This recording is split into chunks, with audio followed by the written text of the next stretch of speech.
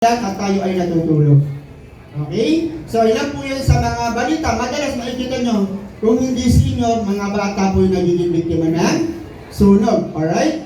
Ngayon, pag-usapan po natin si power surge. So, saan ba nagmumula yung pagbabago ng kuryente? Saan ba nagmumula yung power surge? Ito po yan. Ilan sa mga tinuturong dahilan? Pag-usapan lang po natin. Kapag malakas ang hangin na putol ang sanga ng puno, nauulog sa mga transmission line. Ano nangyayari? Yan po yung dahilan kung bakit po nagkakaroon ng surges. Another one.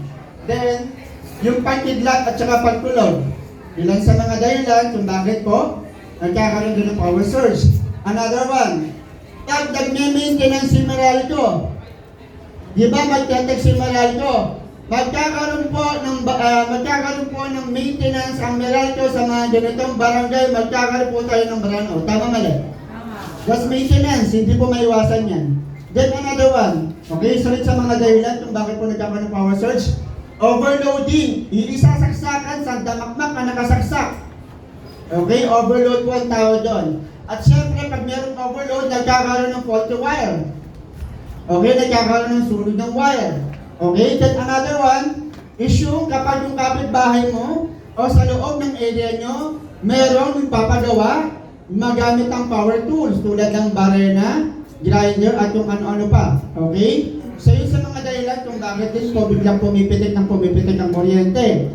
Minsan nga, wala ka namang ginagawa, ipapagawa yung kapitbahay mo, biglang mapiplika ang kuryente mo.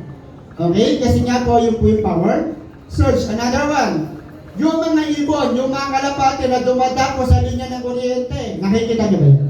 Yes. Nakikita nyo? Yes. Alright, so hindi mo naman mabubugaw, but they are also one of the reasons kung bakit po nagkakaroon ng surges. Then another one, kapag po ang Meralco o mag-aayos ng linya, ibabalik mula sa brownout, another surge yun. Tanong ko lang sa inyo, kapag po nag-brownout, ipapatay ba kayo ng breaker? Pagka ba nag-brownout, binubunot o ba lahat ang appliances ninyo? Di ba? Hindi. Isa po yun sa mga dahilan kung bakit po nasagkaroon po tayo ng mga nasisiraan tayo ng appliances. Kasi biglang pasok ng kuryente, pag binuksan na po ng Meralco yung kanilang transmission line. Okay? Same time, another one hindi rin maiwasan. Ito, malupit ito. Yung pagkulan at saka yung pagbaha. Kapag po nagkakaroon ng baha, nagkakaroon po ng series of shortage. Then another one, kapag umuulan, ganun din po ka-frequent yung tinatawag natin surges kapag umuulan. Kaya mapapansin nyo, kapag umuulan, okay, gabi, medyo alerto kayo. Kasi bakit? Madalas sa sunog, nagaganap po yan, oras na gabi at umuulan. Okay, kasi hindi masyado napapansin. Kaya, pagka nakita kagad, nakita yung sunog, malaki na. Kasi naipon na yung apoy, lumaki na siya, no? So, hindi kagad na agapan. Okay, tanong, lahat po ng binanggit ko, maiiwasan o hindi? Ulitin ko lahat ng binanggit ko, dahilan ng power surges, maiiwasan o hindi? Hindi. Maiiwasan o hindi? Hindi. Hindi.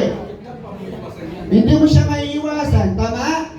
So since hindi mo siya maiiwasan, sabi niya natin, these are what we call uncontrolled, okay? Uncontrolled situations. So ang tanong, since wala tayong control, paano natin maiiwasan to? Paano natin mape-prevent yung epekto nito? Okay, sabi niya natin, prevention is always better than cure. So ang tanong, how can we prevent it? Protecting our family, our home, community from these fire-causing surges. Okay? By what? Ito po yung sabi. By integrating a power filter in your electrical system. Bigyan ko na kayo na idea. Pag-ulan kayo sa tubig, tama mali? Tubig. Question lang sa tubig, pwede po ba inumin yung tubig diretso sa gripo ngayon? No. No, di ba? Bakit? Bakit hindi na pwede inumin? Kasi hindi na po siya puro. Hindi na po siya safe. Hindi na po siya healthy. Ang tawag doon, marami na po siyang impurities. Pag marami po impurities, ang solusyon na ginagamit ay filter. Tama? So, ganun din po sa kuryente. Okay? Sa kuryente naman po, because of the surges, ito yung impurities.